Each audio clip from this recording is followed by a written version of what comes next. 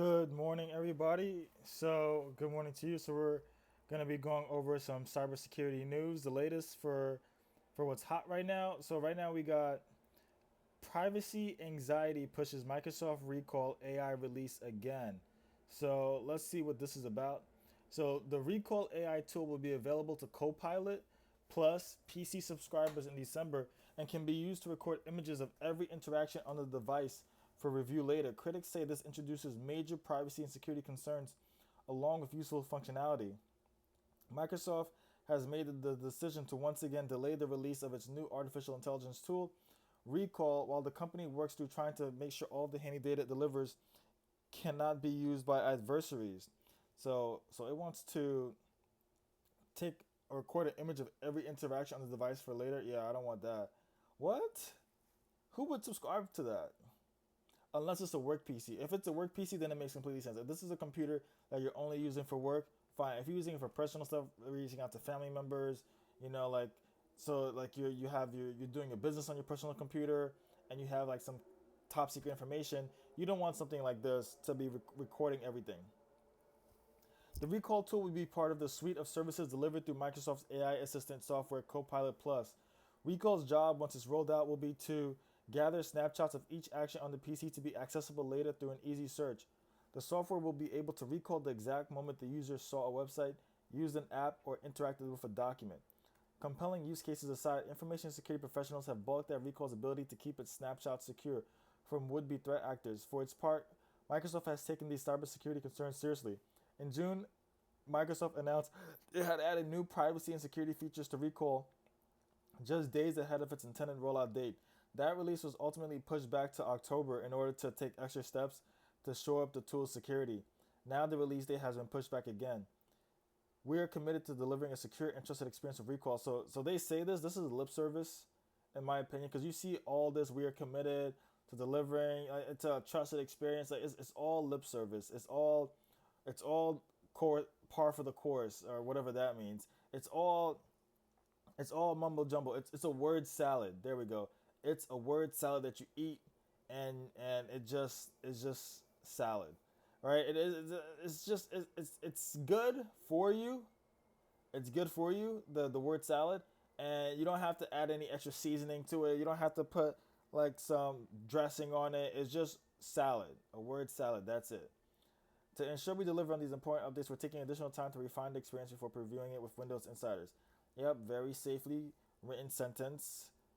Microsoft pledges to secure Recall. So in late September, David Weston, Microsoft's Vice President of Enterprise and OS Security, detailed the company's commitment to the security of Recall data, stressing the tool is opt-in only, encrypted and includes malware protection. Cool.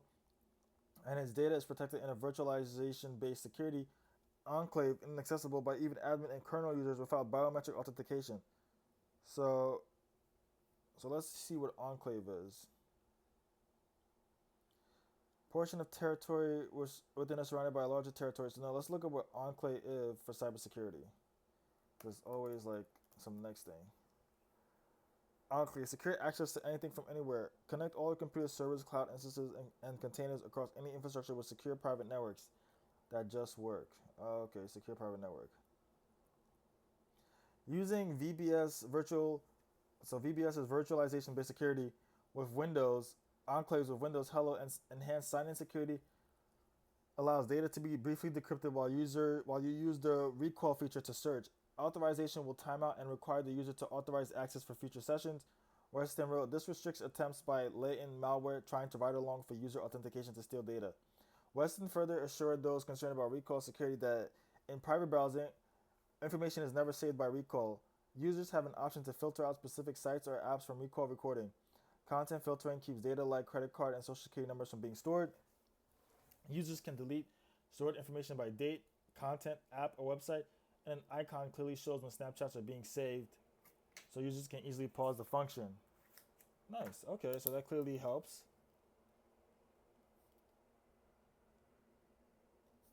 So then let's move on. Recall secure design and implementation provides a robust set of controls against known threats. Microsoft is committed to making the power of AI available to everyone while retaining security and privacy against even the most sophisticated attacks.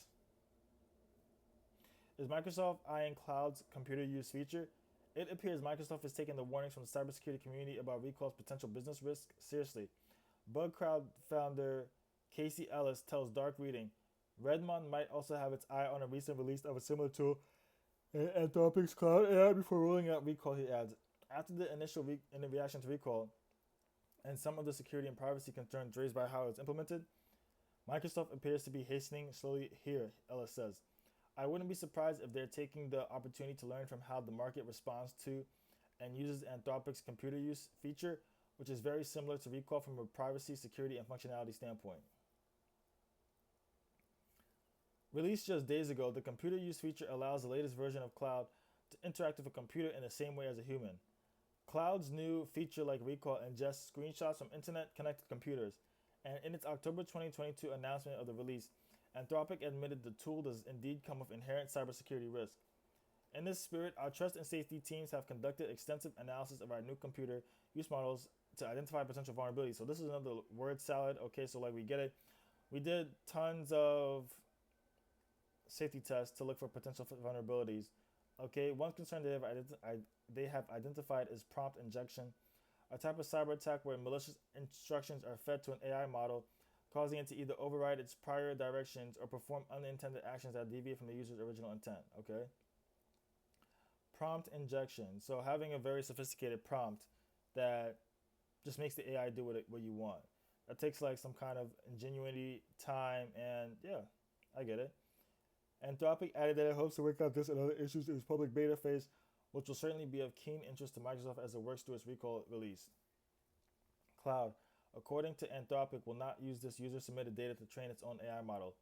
But when it comes to Microsoft, security consultant John Bambenek isn't so sure Recall will adhere to the same standard. AI systems require tons of data, which means Microsoft wants all the data on how users are interacting with their computers. Bambenek says, I'm not sure the feature is terribly useful for end users. However, it certainly is for training future models. It has enormous privacy implications, so hopefully the delay is useful in terms of minimizing the risk and potential harms to end users. So this is like not really much news about Recall. There's not much news at all about it. It's just talking about the talkers at Microsoft, what they think about it, how it's safe. This is just advertisement.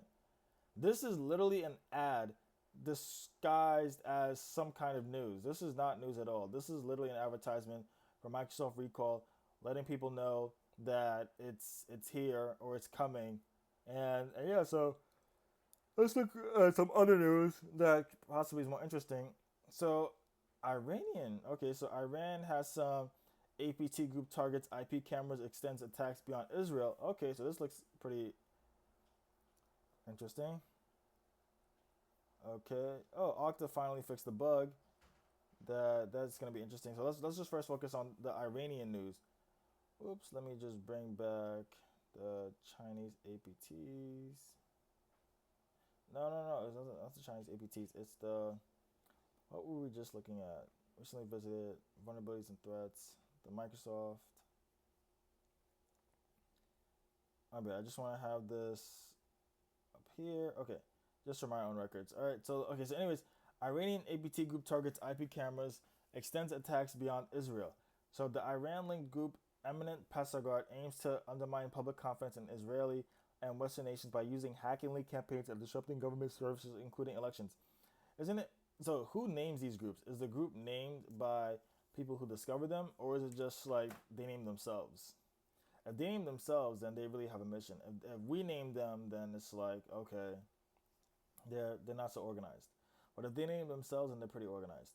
An Iranian cyber operations group, Emennet Pasargad, also known as Cotton Sandstorm, okay, has broadened its attack, expanding its targets beyond Israel and the United States and targeting new IT assets such as IP cameras.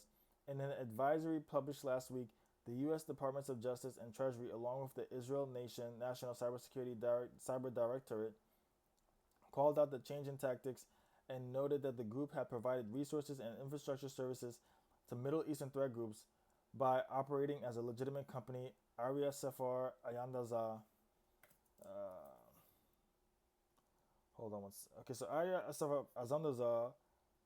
And then, so in addition, since the beginning of the year, Emennet Pasargad has scanned for IP cameras, targeted organizations in France and Sweden, and actively probed a variety of election sites and systems, according to the government advisory.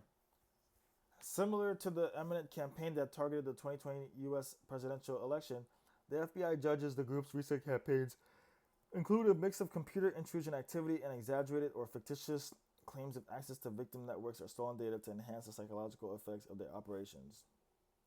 The advisory stated.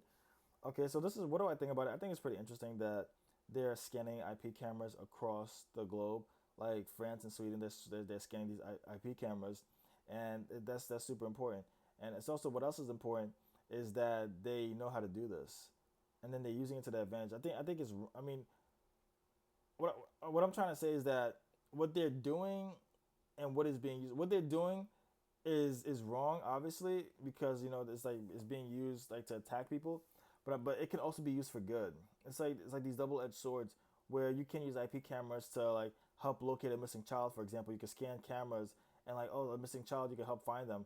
But also like people obviously use it for these purposes that are not so good. So the latest intelligence highlights Iran's increasing use of cyber operations as a way to target its perceived enemies. In 2020 and 2022, Emennet Pasargad created disinformation campaigns to target the U.S. presidential and midterm elections, posing as Proud Boys volunteers and sending fake videos to Republican lawmakers. The U.S. Department of Justice indicted 2 Iranian nationals for the crimes, as well as for sending threats through email and attempting to hack election websites. We skipped something. Okay, similar to the Emennet campaigns that targeted the 2020 U.S. presidential election, the FBI judges the group's recent campaigns to include a mix of computer intrusion activity and exaggerated or fictitious claims of access to victim networks or stolen data to enhance the psychological effects of their operations. Yeah. So they just lie about having hacked into some database to put pressure on you. Put everything you have, put your assets under pressure, basically, in your mind. The U.S. Department of Justice indicted 2 Iranian nationals, right? So over the past year, Iran has stepped up its attempts to use cyber attacks to disrupt its enemies using bolder tactics, says John Falker, head of threat intelligence for Trellix, a threat detection and response firm. Since October 2023, the beginning of the Israeli-Palestine crisis, Iranian hackers have intensified their activities against the United States and Israel, targeting critical sectors such as government, energy, and finance. He says we have observed Iran-linked attackers in disrupting organizations by stealing sensitive data, conducting denial of service attacks, and also deploying destructive malware such as ransomware or wiper strains like the Handala wiper. Okay, so few things that I noticed. Okay, so what is the Handela wiper? Like this is what we gotta do. We gotta like keep questioning. Like we stop one story to move on to like a definition because what is a Handela wiper? So the Handela wiper. Iran-backed hackers blast out threatening texts to Israelis. Israeli citizens received threatening text messages purportedly from an Iranian-backed hacking team warning that it has hijacked the nation's radar system, stating, "You have only a few hours to fix the systems." Okay? The so-called Handela threat group alleged in a message on Telegram that it sent 500,000 text messages warnings to Israeli citizens which contains anti-Israeli government rhetoric. People will pay for the crimes and foolishness of your leaders. There is no doubt that your leaders will regret these foolish ventures. Evacuate the cities. Perhaps you will see less damage. The message reads, "Do not hesitate and do not sleep. The chance to escape is less than 10 seconds and perhaps your city will be chosen." Israeli officials have not verified the group's claims, which came amid Iran's drone and missile attacks on Israel over the weekend. Okay. So that's what the Handala group is, the Handala wipers. So that's like a group that sent out mass texts to 500,000 Israelis. So this is really scary. This is like in the middle of a war. Iranian cyber attacks broaden their sights. Emennet Pasargad often operates by posing as a legitimate IT services company, ASA, as a front for accessing large language model services and to scan and harvest data on IP cameras. These group has used several cover hosting providers for infrastructure management and obfuscation. Joint Cybersecurity Advisory added, the use of a cover organization to hide operations that make them seem legitimate is a common approach for Iranian threat actors, says Tomar Bar, Vice President of Security Research at SafeBreach, a breach and attack simulation platform provider which has offices in Tel Aviv. For instance, Charming Kitten or APT-35 conducted reconnaissance and attacks under the guise of two companies, Naji Technology and Afkar System, which were sanctioned by the U.S. Treasury Department in 2022. The usage of a cover company is not new and has been used by Iran both for espionage and distractive purposes, Barr says. It also gives groups the ability to use commercial services as part of their infrastructure and hide their activities for time, says Trellix Fokker. Threat actors have to acquire resources, software, and hosting for their illicit activities, he says. Having a legitimate front company will make it easier to acquire these services and can serve as additional backstopping to give plausible deniability. Governments, businesses should take stock. The changing tactics underscore that organizations need to continually adjust their defenses to head off threat groups. Companies and government agencies should only buy technology and software from trusted vendors and should make sure that those vendors have their own supply chain validation and vulnerability remediation processes. The Joint Cybersecurity Advisory called for organizations to review any successful authentications to network or cloud services that can come from virtual private network services such as private internet access, ExpressVPN, and NordVPN. Okay, so what am I reading? So sometimes you just read and then you just get into the moment of reading and like, what did I just read? So the advisory called for organizations to review any successful authentications. Okay, so like you're just reviewing like things that were successful for cloud services that come from VPNs. So, but why are they doing this? Okay, so the changing tactics underscore the organizations need to continually adjust their defenses. Yeah, because so basically this is like blue team defense against red team attackers. Companies and government agencies should only buy technology and software from trusted vendors. Yep. So in addition to regularly applying updates and creating a resilient backup process, companies should consider deploying a demilitarized zone between any internet-facing assets and the corporate network, validating user input and implementing least privilege across their networks and applications. SafeBreach has encountered attackers regularly scanning LinkedIn for workers who update their profiles with a new position, sending a spear phishing text or email as a company administrator requesting that they log into a corporate system. Okay. The attackers then capture the victim's credentials through a malicious link. Oh, okay. So like once they send you the phishing email and you click on the link, that's one way that they're attacking you. That's like the oldest trick in the book, but it works because there's always a new victim. There's always like a new way to structure things, you know. So yeah, that's why they keep doing it because it works. I mean, you send out a million, you'll get a couple hits. You send a million phishing emails, you'll get a couple hits back. Trellix Fokker also stressed that companies should focus on their connected devices, applying patches for cameras and other hardware using network segmentation to protect them, and regularly scanning their own IP space before an attacker does. More and more governments are exploring the proactive scanning of IP spaces and notifications of domestic organizations as an additional layer on top of stronger manufacturer requirements, he says. First and foremost, it should be the responsibility of the organization itself. However, it will help if the government assists in this process and alerts unknowing organizations of their vulnerable cameras. Cool. So yeah, so the whole story is about Iranian advanced persistent threats. What is APT again? Hold up, give me a second. I know it's advanced persistent threat, but let me just make sure. APT cyber security. Yeah, advanced persistent threat. Yeah, like I thought. So then let's read one more story. OWASP beefs up Gen AI security guidance amid growing deepfakes. Okay. Looks like OWASP's top 10 is going to have to become OWASP's top 20 with this new AI stuff taking off. So OWASP. So for those of you who don't know what OWASP is, this is what it is. So it's the Open World Application Security Project. It's an online community that produces freely available articles, methodologies, documentations, tools, and technologies in the fields of Internet of Things, system software, and web application security. So the website is owasp.org. And yeah, explore the world of cybersecurity, driven by OWASP resources for accessible to everyone. Yeah, so these are like recent stories and stuff like that. Okay, cool. So we can exit that.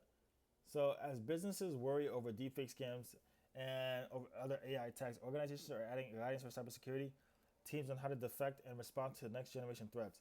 That includes Exabeam, which was recently targeted by a deepfake job candidate. Deepfakes and other generative artificial intelligence attacks are becoming less rare. And signs are pointing to a coming onslaught of such attacks. Already, AI generated text is becoming more common in emails, and security firms are finding ways to detect emails likely not created by humans. Human written emails have declined to about 88% of all emails, while text attributed to large language models now accounts for about 12% of all email, up from around 7% in late 2022, according to one analysis. To help organizations develop stronger defenses against AI-based attacks, the top 10 for LLM applications and generative AI group within the Open Worldwide Application Security Project released a trio of guidance documents for security organizations on October 31st. Oh, guidance documents? How condensed is this? So this is OWASP releases AI security guidance. So then I guess we got to go back to the OWASP.org AI security guidance, and let's see if it's really here. Okay, so OWASP AI security and privacy guide.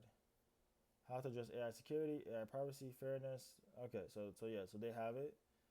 And then so the guidance is part of the OWASP Top 10 LLM application for security project, a global community-led open source project. Since its inception in 2023, the group has released research, guidance, and resource materials to help organizations develop a comprehensive strategy encompassing governance, collaboration, and practice tools.